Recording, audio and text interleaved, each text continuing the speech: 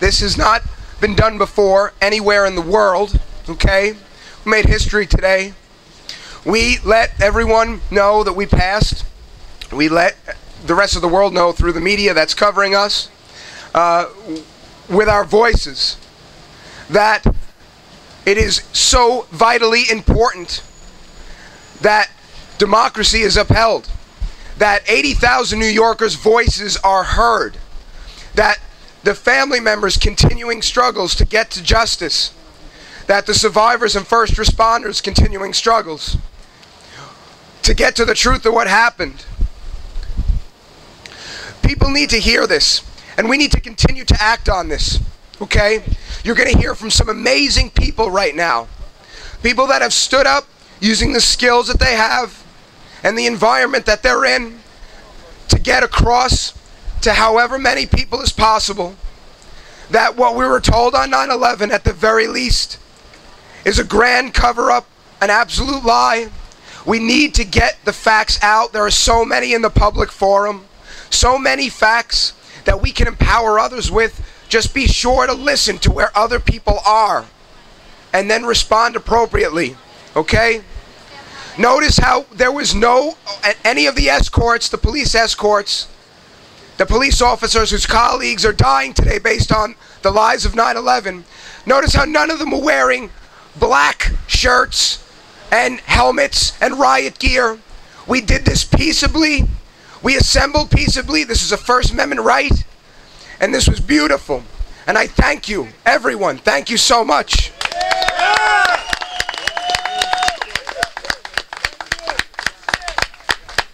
So the first person I want everyone to hear today is an Air Force veteran, a survivor of the events of September 11th, okay?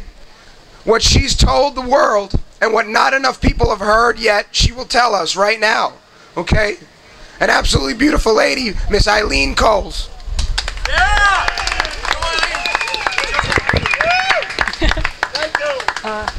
Hi, folks. Speak up. Speak loud. Hello? Okay. Well, this is a beautiful sight. I see patriots! And that's a fine sight because I know that even a year ago there wouldn't have been this many of you out here. The numbers are growing because the genie's out of the bottle now. Things are coming to light. They know about the thermite now. And the more that's coming out, the more people are starting to jump on and say, hey, you know, the fairy tale that the Bush administration told us is a fairy tale. It doesn't make sense. It has logical holes that you could, well, fly a jumbo jet through. Well, when I was in the military, I had a TSSCI clearance. I had the highest clearance you can hold as I was running Headquarters USAFE's classified message handling system in Ramstein, Germany. And even 20 years ago when I was serving, it was, you know, we had the capability to stop an attack like this. So when I saw my office building over in Foley Square where I watched it collapse, not on television but with my own two eyes, when I saw that happen, I spent the next 3 days in shock, in bed. I couldn't get out of bed, I couldn't eat. And the heart sickness was not simply the horror of having experienced thousands of people dying right in front of my eyes. It was also the knowledge, the certain knowledge that my country, my government, my military, the same military I served in, saw this coming. I knew that they saw this coming. Furthermore, when I was working at Sun Microsystems as a system support engineer, that Thursday, the 6th, I received a memo along with all other employees of Sun Microsystems in New York. That memo came from, I believe it was Darrell Benjamin, the manager, the New York City district manager, and what he was telling us was that any of us who had customers in the World Trade Center complex were to be on alert that there was going to be a site-wide power down of the entire complex that weekend. And that we were supposed to be ready to help our customers if they had trouble bringing their data centers back up on Sunday. No explanation was given for this power down. And no explanation has yet been given about that power down. However, it would have been an excellent opportunity for people to plant bombs, because they pulled all the bomb-sniffing dogs off the site that same weekend. Another thing that kind of personally has me wondering a couple of things about 9/11 was the fact that in 1998, my second year at Sun Microsystems, my brand new manager took me for a meeting with one of my clients and said, "You haven't been paying enough attention to this client. We want you up here all the time. We want you to have a desk up here. We want you to have a staff up here responding to this customer's needs." The customer was Cantor Fitzgerald. They tried to place me at Cantor Fitzgerald. I am of the opinion that they tried to kill me by placing me there. We did not keep with the contract with Cantor Fitzgerald, and as a result, I'm standing before you today. But the man I had a meeting with, Ron Bedanza, the IT director of Cantor Fitzgerald, is not. Another interesting fact about Cantor Fitzgerald is that it is one of very few brokerage houses that handles monies for the Federal Reserve. The Federal Reserve could have moved money through Cantor Fitzgerald the day before or that morning, and we will never know where that money went. That's what I've got for you guys. Why the power down? Why? Why did they do the power down? Why didn't anybody look at the power down during the 9/11 commission? That wasn't even looked at. It wasn't mentioned. Why? I am of the opinion, based on my military experience, my experience working in the World Trade Center, and, you know, basically everything I've lived through since then, that we have been told a heinous lie by murderers, by war criminals who used that event to commit more crimes and to commit more murders and to tell more lies. If we are expected to believe this fairy tale that the Bush administration told us about 9/11, and yet in the face of all the other lies that they have told and all the other crimes that they have committed, I mean, that's just crazy. I mean, we are not the crazy ones. And our numbers are growing every day. Get out there on the blogs, get out there on your journals, talk to people, spread the word. It was an inside job. Thanks, folks.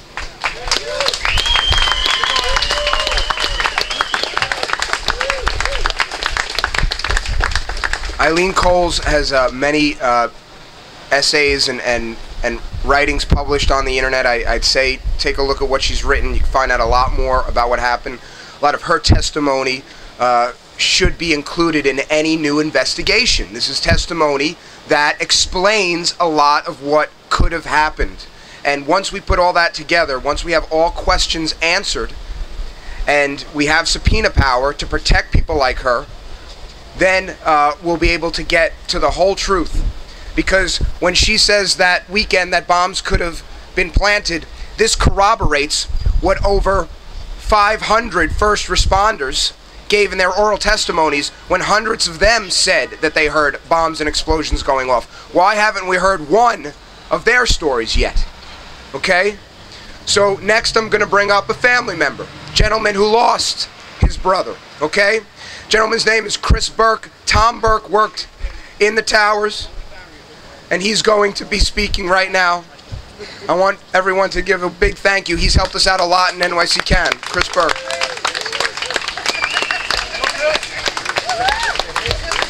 Thanks, man. Thanks. I used to work on the 105th floor of the North Tower at a little company called Cantor Fitzgerald. So did my brother, and he was murdered there. So did all of my friends, and they were murdered there. So now I've got you. Now you're my friends. How auspicious, how fitting it is that here we are all together at the house where public referendums go to die. But only if you let it. Because I want to tell you something. Never, since September 11th, have we been closer to ripping the veil off our own government's lies and deceit than we are today.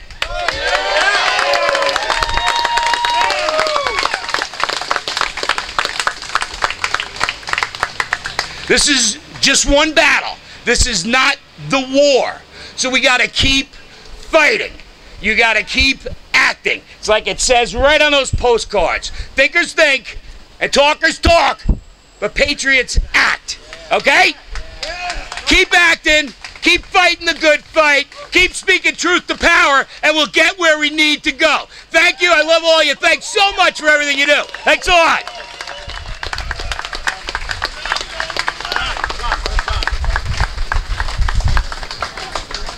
Okay.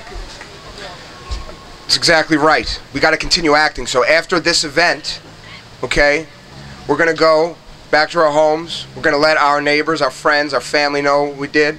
And we're going to continue to act, because I see people that take action here in this crowd. I see so many faces that I've taken actions with. And that we all are so very thankful and so humbled and so appreciative of the actions that people have taken for justice and for accountability. So the next person I'm going to bring up is someone who has been taking actions for years, informing others, listening to others, and then responding and giving them the facts of the case. This gentleman has done a great deal of work and has supported the 9/11 victims' family members more than so many other people I know.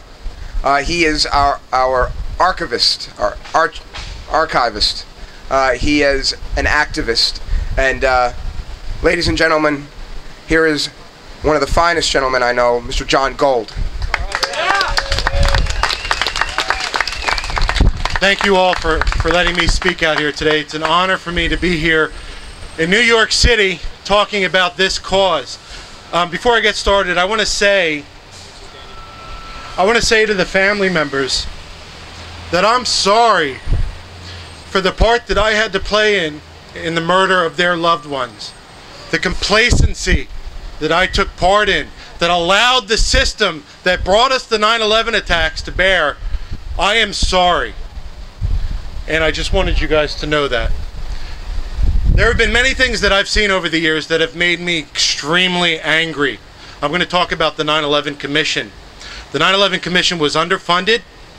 It was under time. They didn't have the amount of time they needed to do the job they wanted to do. There were whistleblowers with pertinent information regarding the 9/11 attacks that were ignored and censored by the 9/11 Commission. And according to one of the Jersey girls, the women who fought, the widows who fought for the creation of the 9/11 Commission, those whistleblowers had information that shows that our government knew the day, the target, and the type of attack. And yet they were ignored and censored by the 9/11 Commission. When I hear about these things, it makes me angry, okay? It makes me livid. When I hear FBI whistleblower Sibel Edmonds say recently that Osama bin Laden worked for elements within the U.S. government up until the day of 9/11, and she testified for 3.5 hours in front of the 9/11 Commission and received a footnote in the back of the book, that makes me angry.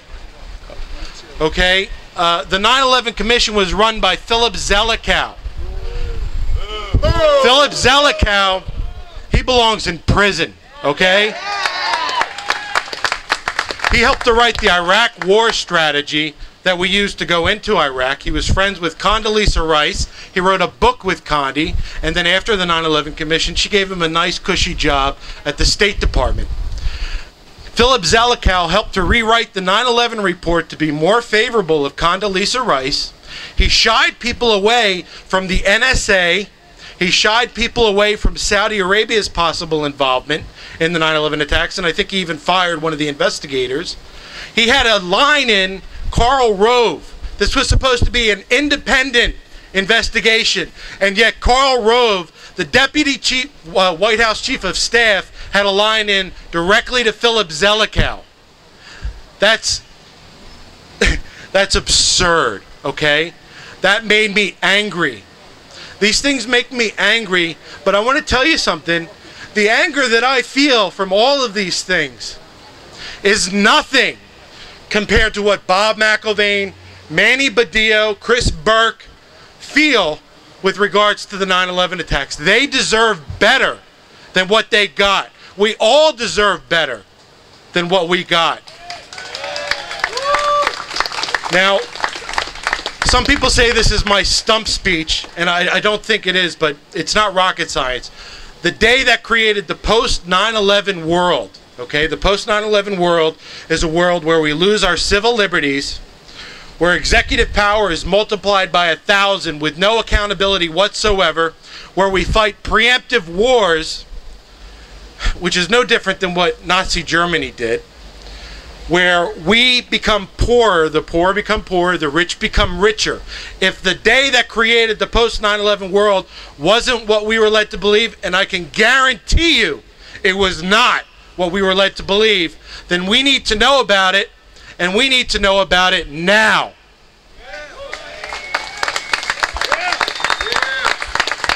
I want to say thanks everybody for coming out today to support this extremely important initiative. Thank you very much.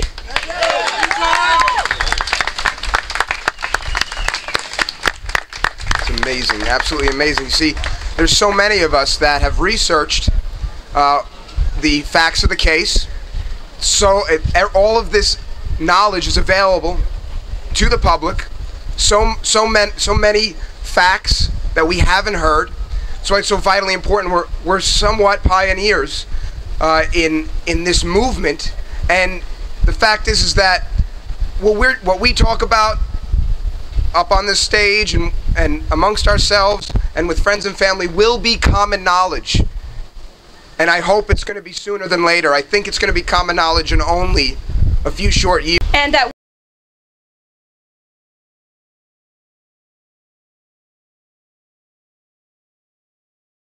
of the questions, protect people, and put down in writing in our democratic system so many of the answers that the majority of us in this country still haven't really grasped yet, to understand the depth of the depravity that we've had to go through, that we've had to endure, and all the lies that we've had to endure for years.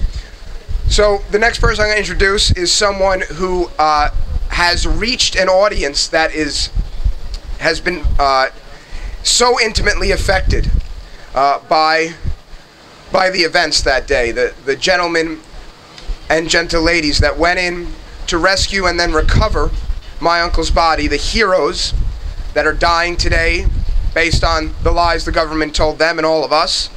The gentleman that I'm about to introduce you to is someone who, working within his environment and using the skills he has, managed to convince so many of the job that he's at and so many others that watch him performing that job, and someone who's been an ardent supporter of the truth, someone who's an ardent supporter of justice, someone who's helped us so many times right here in this city, handing out flyers and DVDs.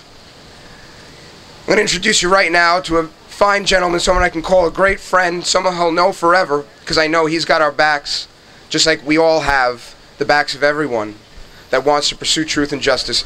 Ladies and gentlemen, Mr. Daniel Sunjata.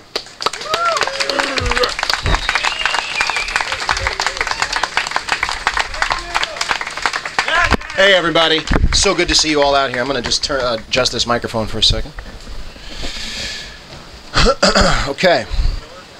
Those who make peaceful revolution impossible will make violent revolution inevitable. Our government has betrayed us. Our so-called democracy has once again revealed itself to be a mirage. So here we are again, shoveling sand into our mouths where we thought we had seen water only moments ago. Water that we had hoped would quench our thirst for answers, our thirst for justice. Having crossed every I, having crossed every T, and dotted every I, having jumped through every hoop, bound hand and foot by bureaucratic red tape in our effort not to change the laws of this land, but merely to demand transparency and accountability, we have received for our efforts a slap in the face and a kick in the mouth. Although 80,000 New Yorkers have voiced their desire in writing to include on November's mayoral ballot the referendum for a new and actual investigation into 9/11, New York City has responded by taking the position that it has no jurisdiction in that matter. No jurisdiction. No jurisdiction into the murder of 3,000 of its own citizens. no jurisdiction and no intention of seeking such jurisdiction. Bloomberg. Look at the lengths to which they have gone in order to evade allowing the residents of this city a chance to vote for answers and accountability. The lengths to which they have gone in order to slay the spirit of democracy using the letter of democracy. Our right to govern ourselves, our body politic right now hangs with bulging eyes and twisted mouth like strange fruit, kicking its feet and gasping for breath from the poplar tree. While they send us off to kill and be killed in the name of freedom and democracy and their unending war of terror, while they send citizens of this country into foreign lands to advance a shamelessly transparent geostrategic agenda, blasphemously cloaked and justified by the memory of 9/11 and the names of its victims, wars based upon lies that would not and could not exist had it not been for the new Pearl Harbor of September 11, 2001. While the specter of 9/11 is raised repeatedly, ghoulishly, dangled before us to justify the dismemberment of our Constitution, the trampling of our rights and our civil liberties. Questioning 9/11 itself, oh, that is strictly prohibited. Do you hear that, New York? Do you hear that, family members? Cops, firefighters, and first responders. Your government has just told you again that you were good enough to die for them, but that asking questions about the inciting event is un-American, unpatriotic, and quite simply just out of bounds. Traitors, the morally treasonous treatment of this subject matter by our supposedly free press is something that we should be ashamed of and that we should demand a change in.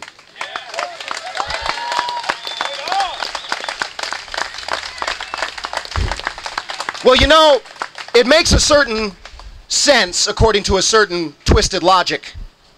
Because if the people's referendum were to make it into the November's mayoral ballot, then the jig would indeed be up. The indictments, the arrests, the perp walks, the prosecutions, the war crimes tribunals would be the least of this criminal government's worries. Because exposing 9/11 as an inside job pulls the plug on their whole macabre show of horrors, both at home and abroad. And they don't want that. That's all I could get written this morning, but they don't want that.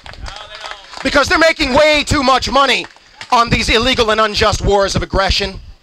They're loving the fact that they have eroded our civil liberties, that they're trying to take away our First Amendment rights of speech, and they are doing everything they can with crab-like sidestepping to prevent the people's voice. 80,000 New Yorkers representing the first responders, the victims' family members, and people in this country and around the world who want to see a real, true, impartial, subpoena-powered investigation into what really happened on September 11th. Oh, we know what happened. We don't know exactly what happened, but we know it wasn't the lies contained in that worthless piece of paper called the 9/11 Commission Report. Even 60% of the Commission members have said that their efforts to investigate 9/11 were blocked, thwarted. Repeatedly, they were lied to by the CIA and by the government. That the amount of information they were allowed to have access to was severely limited and curtailed. Jon Gold just did an excellent job of enumerating that, and I'm sure he could have gone on for hours. So I'm going to allow the next speaker to take the mic, but thank you for having me here today, and never stop asking questions and demanding answers. Never stop. Never stop.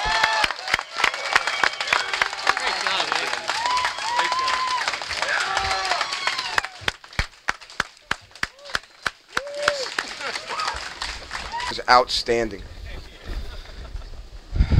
That's energy. That's the energy that we bring. That's the energy. That's the empowerment that we bring to people. Okay?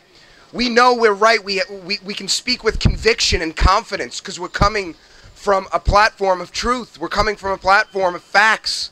We're coming from a platform where 80,000 people in this city have said that at the very least what we want is to say yes to a proper investigation, and one that answers all the questions and protects the whistleblowers and protects the people who come out and speak about their experiences. I'm going to introduce the next person, the person that I've learned the most from in the years that I've been speaking out about how our government lied to me and my family about my uncle's murder. I'm going to introduce you to a gentleman that we all know, a gentleman who has taken so many actions throughout the world to inform people and to try to get so desperately to the justice deserving of him, his son Bobby, his family, and 3,000 of us that lost a loved one. And that unsolved crime, that mass murder we were lied to. One question the city is trying to block us on right now. Just one question. The question we're asking for to be put on November's ballot is one that the world citizenry that cares enough has been acting to answer. And yes, we do need a new investigation. And yes, the facts are out there. And the next gentleman I'm going to introduce is someone who's been doing this the longest of anyone I can remember. A mentor of mine. Ladies and gentlemen, Mr. Bob McIlvaine. Yeah, Bob! Yeah, Bob! Yeah, Bob! Give him hell, Bob! I don't know how I'm going to follow up all this. I mean, Dan's speech was just marvelous. I wish I had that speech writing ability. You know, when you come up to any kind of affair, because I'm such a horrible writer, I couldn't possibly sit down and write something as beautiful as Dan has just written. And everybody has more or less enumerated things that I've been doing from the very beginning. And that, more than anything, like, people have thanked me for coming. Please don't thank me. I thank you for being here. I have one job in life until the day I die, and every day I think, well, this might be the last day, is to find out who murdered my son. And I still can't say those words without getting upset. Walking past Ground Zero, I can picture him walking into the towers and being blown to bits. But I got his body. I'm one of the lucky ones. Truly lucky. Something like that so many people don't have anything. Again, a man that's 6'3", 260 pounds, they can't find anything. How is that possible? Yet I was able to take Bobby home. I actually sat down with a doctor, and he drew pictures for me of exactly what happened to him. And I am lucky. Can you imagine being me lucky on that? Yet I can't talk to people about this at home. 2 people in 8 years have walked up to me and wanted to discuss 9/11. And they were great. They sat down with me and we talked for a half hour, an hour. That's it. So that's why I want to thank you for being here. Because this is an opportunity not only to talk about 9/11, but to talk about my son. We forget about the dead people that we have to talk about. I've had an opportunity to go around the world. And I was in Bogota, Colombia a few years back. That's 2005. The people of violence throughout Central and South America, the violence they have gone through, mothers who have lost their kids and husbands by what they call terrorists. There are terrorists, but then you have paramilitary all throughout there. And I remember leaving Bogota and I said, you know, these people have no voices. In Guatemala, the woman who lost her 2 daughters because they were concerned about social issues in Guatemala, and she hasn't found them.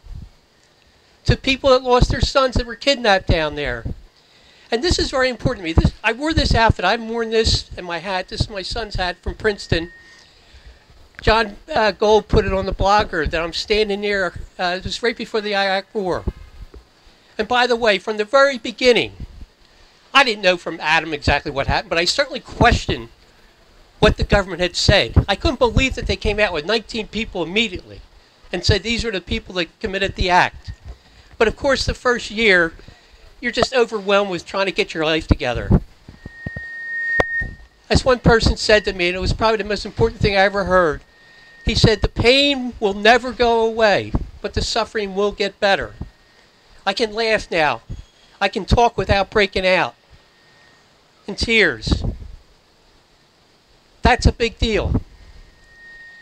But right before the Iraq War, I decided to do civil disobedience. It's probably the best thing I ever did in my life. I went down to Washington, D.C. for the whole weekend and did nonviolent training. I have a bad temper. I really do. I really have to work on it. I've spent time with Buddhists on a walk in Japan. Most marvelous people in the world. That just gave me some serenity. Probably the most peaceful time I've ever had being with the Buddhists in Japan. By far the most peaceful time. I can't feel peaceful. That's why I was a member of 9/11 Families for Peaceful Tomorrows, and we did wonderful work, and they still do wonderful work. That's why I was there right before March 17th, 2000, when the war started, 4. I demonstrated in front of the White House with the idea that we, in my son's name, and this is the thing that really kills me, in my son's name, I had a big sign, in my son's name there should be no war. I don't care what the story was. I didn't have the answers. I didn't have all the answers there at that time. So I got arrested.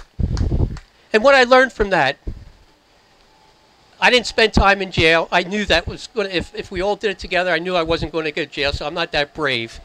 I don't know if I knew I was going to go for 6 months, I would have done it. So I had that feeling, well, I'm not going to be arrested and put in jail for the next 6 months. But what was great about it is that afterwards, people wanted to talk to me about 9/11. The press were there for me to talk to. And that's where I learned action is so important. So when people invite me to places, I will go. That's why Bogota was such a major thing to me, because when we look at what's happened, Bobby's life is no different than the life of the children that are dying in Iraq. No different than the children dying in Afghanistan. The soldiers dying everywhere. Absolutely no different. Keep a perspective of this. 3,000 people have died here in New York City. A horrible, horrible crime that has not been investigated. That's where my anger is, and my anger is with the people of the United States, because I don't know where they're coming from.